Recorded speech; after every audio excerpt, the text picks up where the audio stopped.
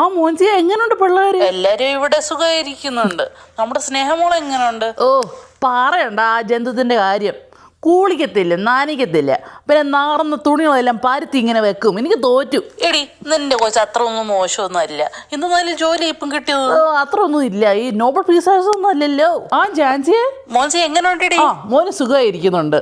ഇപ്പം പുതിയ ജോലി കയറി 6 ഫിഗർ സാലറി. 1 മണിക്കൂർ ലേറ്റർ. ഭയങ്കര ജോലിയാ. 9 മണിയാകുമ്പോൾ തുടങ്ങും, പിന്നെ 5 മണിയാകുമ്പോൾ തീർക്കും. വീട്ടിൽ എപ്പോഴാ തിരിച്ചു വരുന്ന അറിയാമോ? 6 മണി. അല്ല എന്ത് ഇപ്പൊ നീ പറയുന്നത്? എന്ത് ജോലി ഇത്? ജോലിയോ?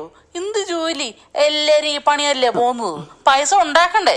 അല്ല എൻ്റെ കരിയാപ്പില എങ്ങനെയുണ്ട്? ആ ജിൻസി കേട്ടായിരുന്നോ? നമ്മുടെ സുജയുടെ മോള് ഇപ്പം സ്കൂളിൽ ഭയങ്കര മോശമായിട്ടാണ് ചെയ്യുന്നത് കേട്ടോ. എൻ്റെ പിള്ളേർ നല്ലതായിട്ട് പഠിക്കും, പിന്നെ സ്കൂളിൽ പോകുമ്പോൾ മാർക്ക് കിട്ടും. ആ പിന്നെ നമ്മുടെ ടോൺസിയുടെ മകൻ കള്ളു കുടിക്കും. എൻ്റെ പിള്ളേർ അതൊന്നും തൊടത്തില്ല. കർത്താവിനെ വിശ്വസിക്കുന്ന പിള്ളേർ.